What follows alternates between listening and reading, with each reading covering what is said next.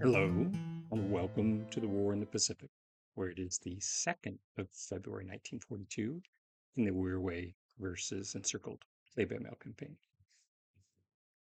Army action today I expect to be around our landings in northern Luzon, where we're trying to finish offloading troops, and he will undoubtedly try to send surface and his air force against the landings.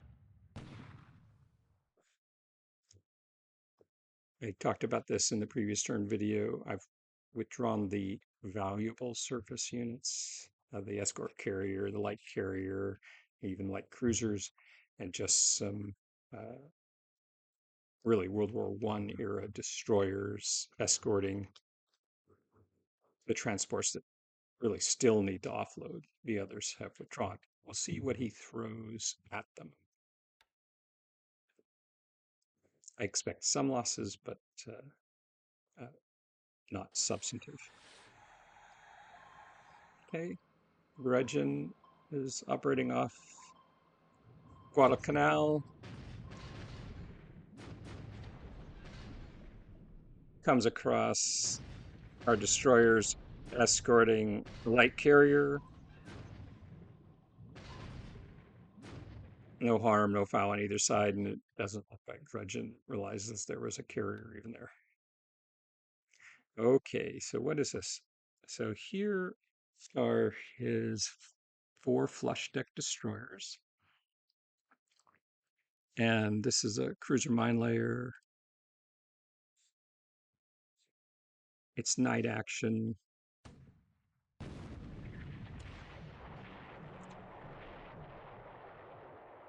So interesting little mine layer. It's quite a bit slower than the destroyers. Gets away and nobody hits anything. So the destroyers presumably are going to continue on and run into the escorts approximately the same era. The flush deck destroyers are better destroyers than what I have escorting my convoy. Let's see what happens.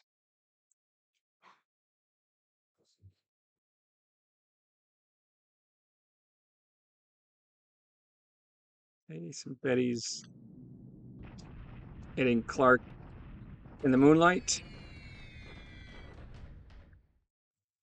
Ostensibly damaged some B-17s.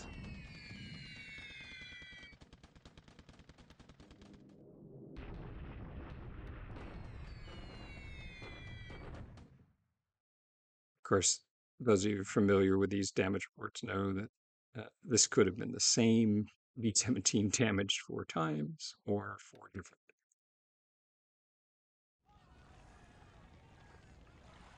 Okay, so that was that crippled small transport with part of a Japanese Air Force base unit. Looks like we rescued some of the men. Of course, we will have lost any equipment that was on board. We know from looking at the landings yesterday that a significant portion of that, I guess, is the Japanese Army Air Force battalion were landed successfully.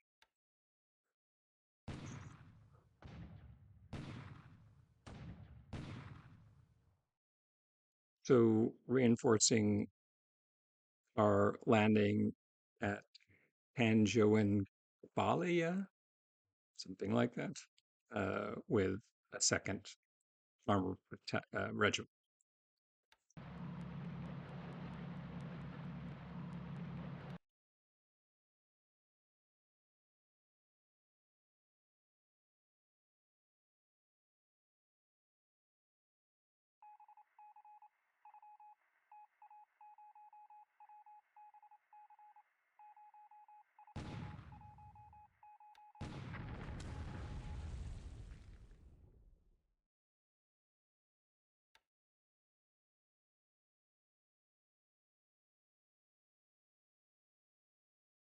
Okay, so PT boats.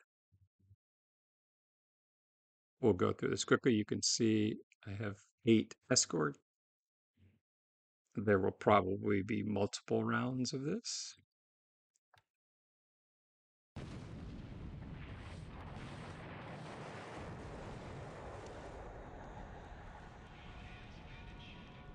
So he was able to get some torpedoes into some transports. Another round.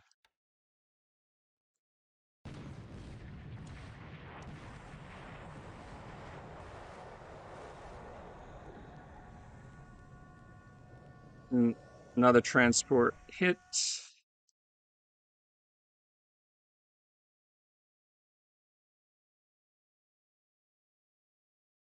This time our escorts do some damage. Another round.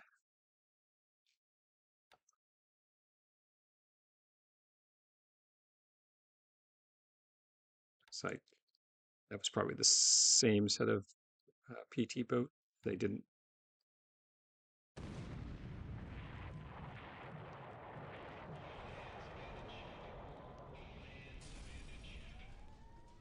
This time it looks like our covering force screened effectively.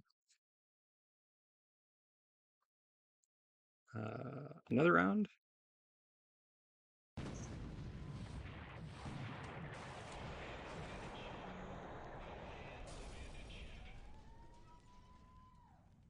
Again, looks like covering force was effective.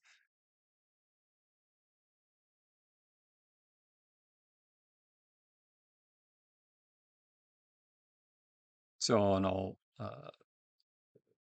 3 transports look like they succumbed to torpedo attacks by PT boats, and an additional transport sunk yesterday by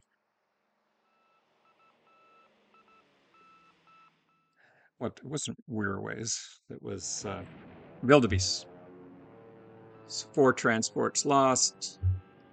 Doesn't look like any surface units.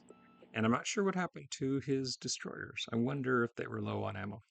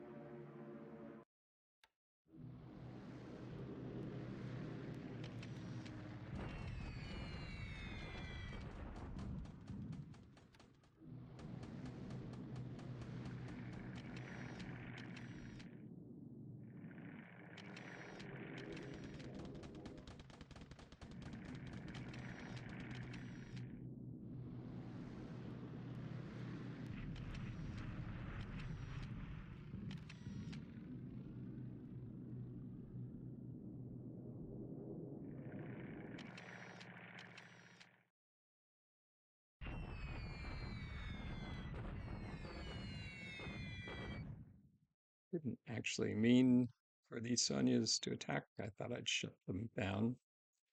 Um, no reason to damage an airfield I'm about to take.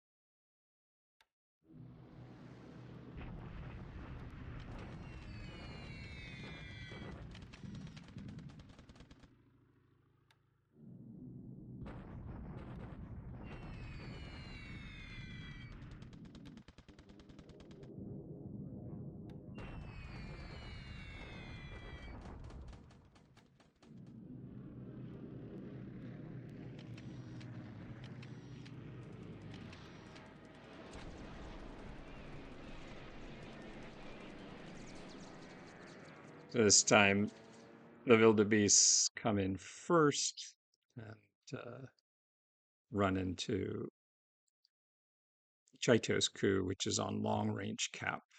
Again, I withdrew both carriers.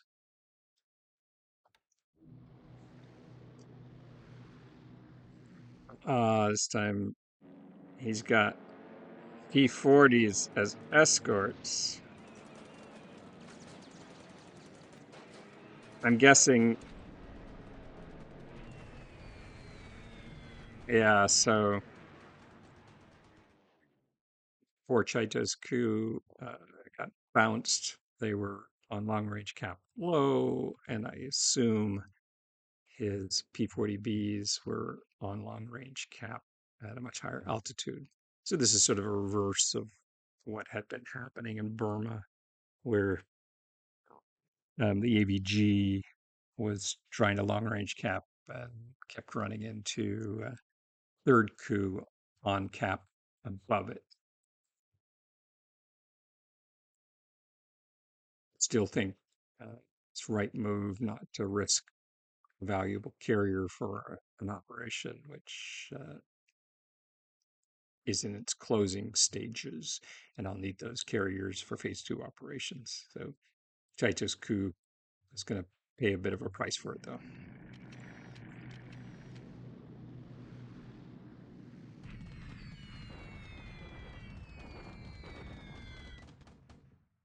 So as B-17s come in,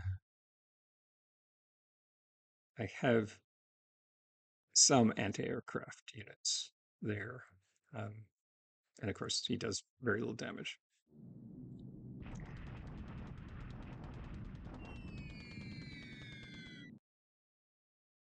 Okay. Bolos trying to get retribution against a handful of paratroopers. If it makes him feel better.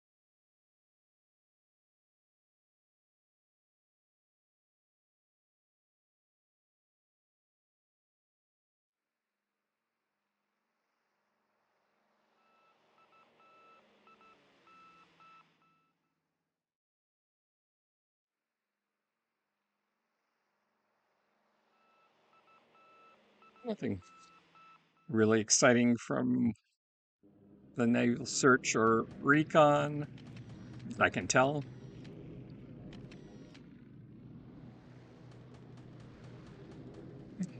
So we can talk a little about what I think happened with his flush deck destroyers.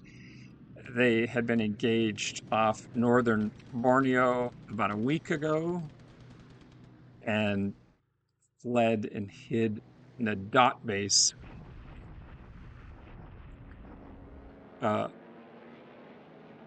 off Luzon.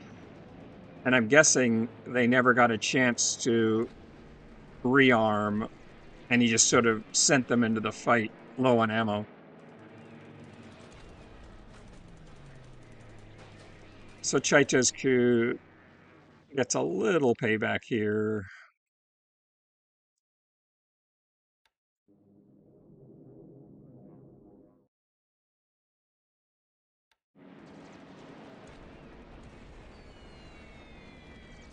But his long range cap returns. P-40Es come in low.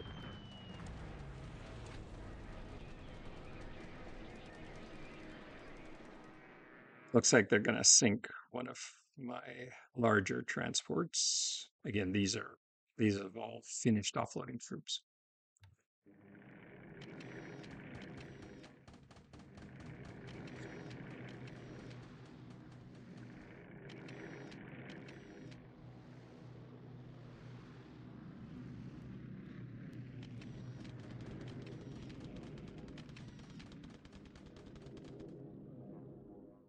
Okay. So add another transport or two to the butcher's bill. But again, uh,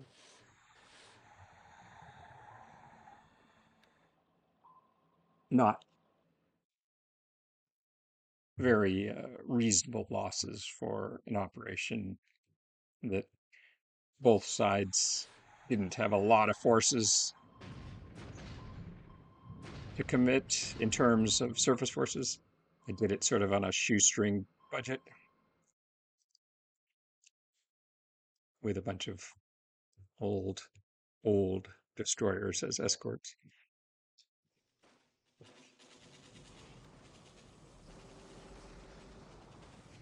So it looks like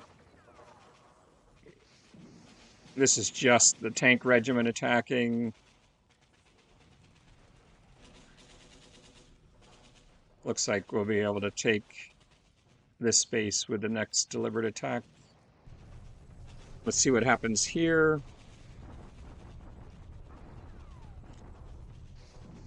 I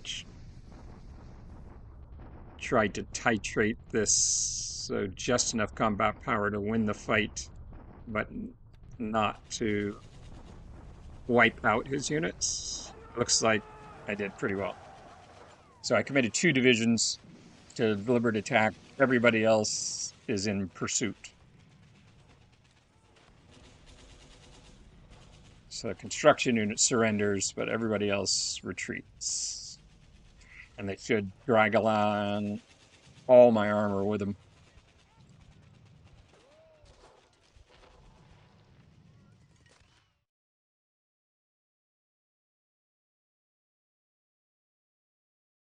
You can see all the pursuing units.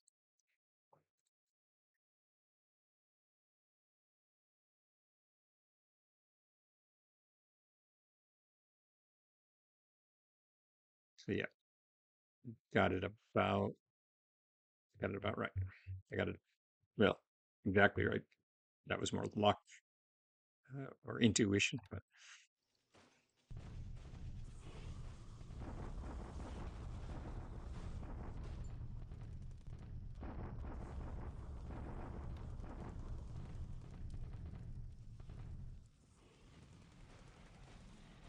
okay. We'll attack this coming turn. Our divisions are landed and settled and supplied.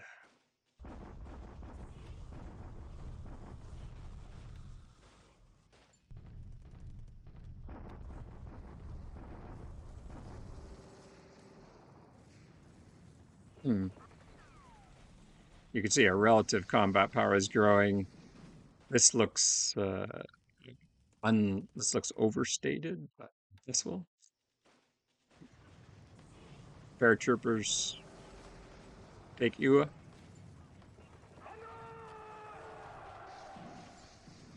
Mhm.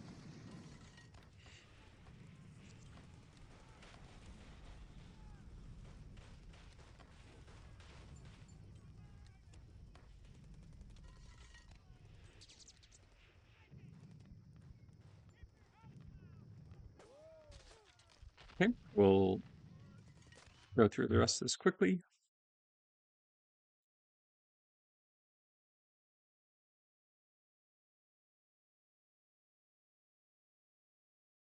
Let's just check and see. Yeah, pretty. You can see pretty significant losses in the Chaitos coup. I mean, not by no means catastrophic, but significant. And that's that's a good 0 unit to have trounced that way. Problems on being a long range cap at a low altitude. So let's take a look. We'll withdraw here. Definitely gonna lose him.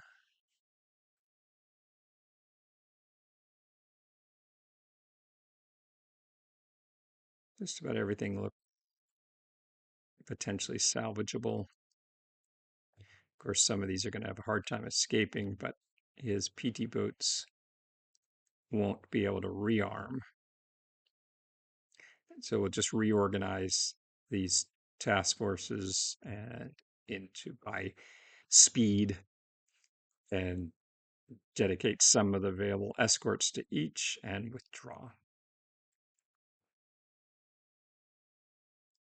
This unit, this AKL picked up the troops of the 23rd JAF, whose transport was sunk. Let's just check and see how badly. Yeah, so I mean, it looks like the 23rd, given that some of the troops are on another transport, probably only lost about 20% of its overall strength. Well, the 97th landed intact, so we're good. Our division's first, down 9 infantry squads. 8th lost 10. And the 14th looks like it lost 7. So good stuff.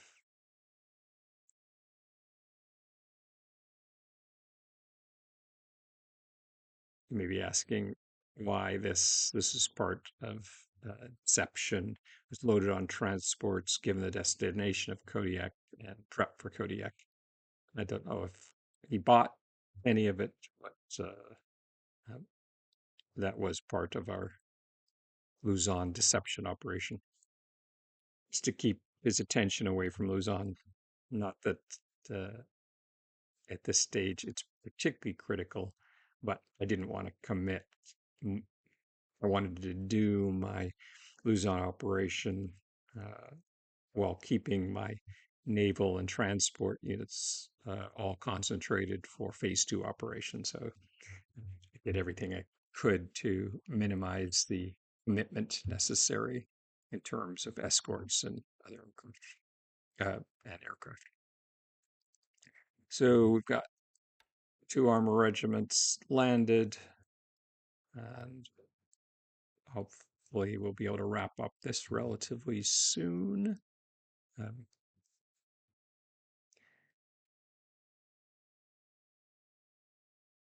I'm guessing his bombers that are flying naval search are pretty beat up. So nothing's picking up these two amphibious task forces are deception task forces. They're going to move down through the Java Sea, presumably get identified by patrol aircraft operating out of Balikpapan, and show a move towards Darwin. Darwin is not a primary target for our phase 2 operations. You can see buildup of our troops to take Lantern, Latum. Have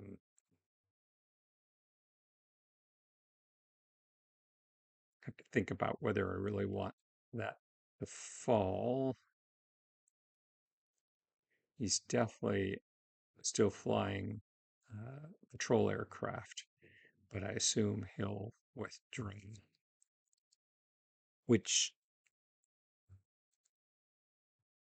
potentially helps, potentially doesn't help my deception operation in Darwin. Probably should have left that intact until my deception task forces got down here, because they'll get picked up again by patrol aircraft out of Balikpapan or Banjarmasin. He may have patrol aircraft stashed elsewhere since he hasn't learned the lesson. I have paratroopers here that I can finish off these dot bases with, but I suspect they are here. In which case, my deception task force will have to show itself to his patrol aircraft operating out of Darwin, which isn't bad. it'll occur in here. Okay, so he is picking up these, I presume. Uh, Now his primary naval search aircraft are operating out of Pago Pago or Savai'i. Um, that's okay. It gives me lots of room here. And we'll go ahead and paratroopers will take Norfolk next turn or the turn after. Um, so we've got some ability to move without being well detected.